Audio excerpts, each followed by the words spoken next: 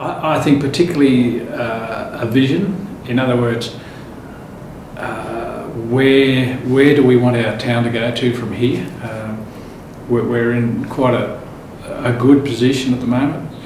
How do we capitalise on that good current cash flow, good current business with plenty of employment, to take the town to the next level in terms of expansion, but what is our next plan when the mine starts to wind down or gold starts to change in value or whatever? I would like to see councillors with a view of where we can go, what's our next step, because it's not always going to be a mining town. When you speak about vision, is that far more important than just being super critical all the time of council, of the structure itself of Orange? I find it amusing that a lot of councillors speak in the third person.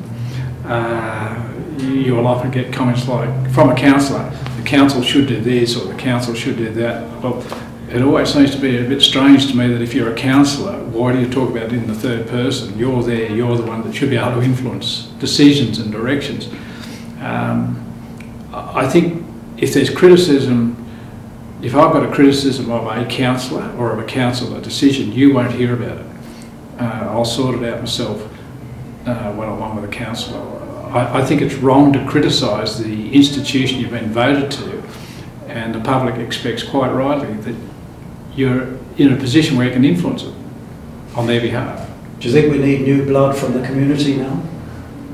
I think a turnover of blood is always a good idea, because you will get new directions and new ideas, and the old ideas will be pushed back and tested, and I think that's a good thing. I think we need a broader representation from the community. I remember a woman that ran the year I ran, and she didn't make it, and interestingly she got more votes than some of the people who were on tickets in terms of direct votes. I can think of one person got 40 odd votes, and from memory she was in the order of several hundred, 700, something in that order, I can't remember precisely.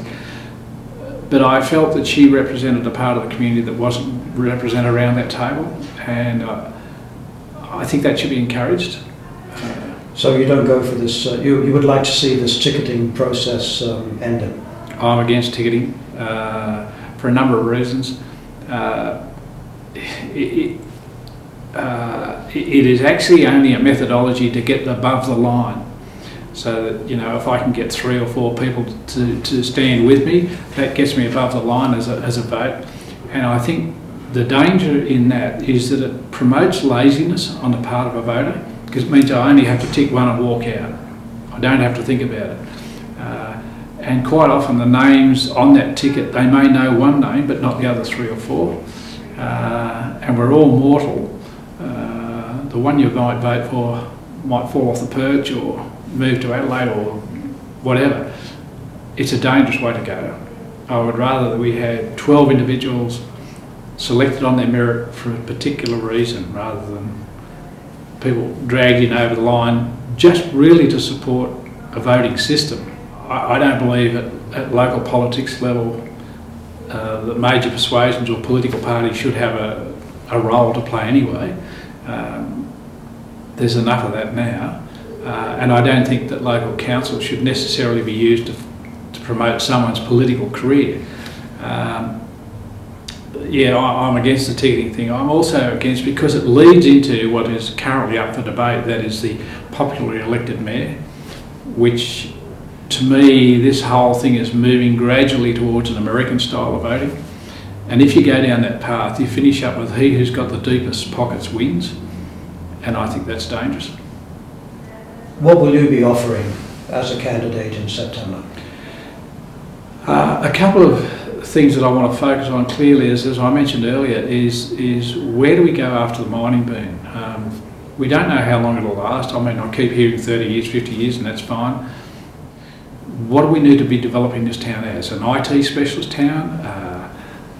And we need to therefore look at what training and what development there is for young people in the town. Should we be looking at a stronger university presence like Armidale or even Bathurst or Wagga?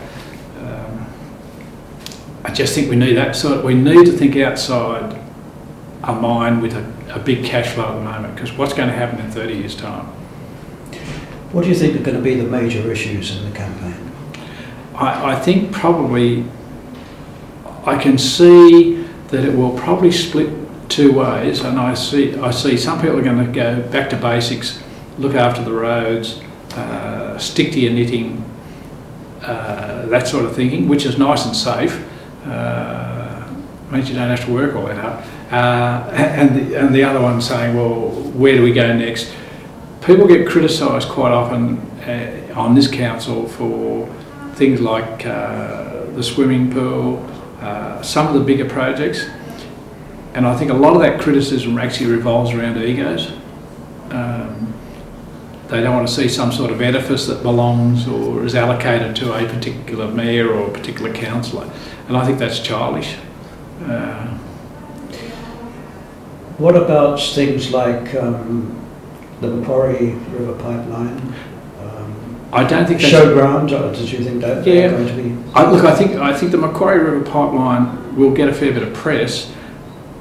I don't actually believe that it's going to be the keystone issue that a lot of people think it is. The pipeline committee are quite vocal and quite strong, and full marks to them. They've got a point of view and they should push it. I think that the majority of people in Orange who have been here for any length of time have seen the repeat performance of drought and water restrictions.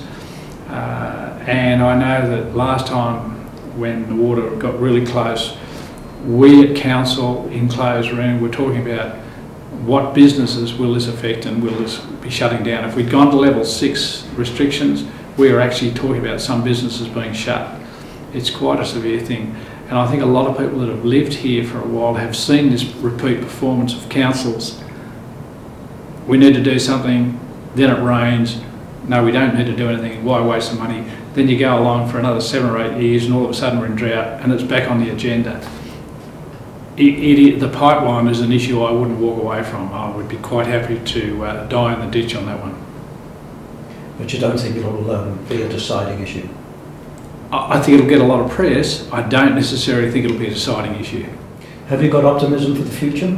Oh, definitely, definitely. In my job, I work right across New South Wales. I cover about 70% of the state in my job. And I'm lucky I visit other big towns like Wagga and Griffith and quite a lot of big towns.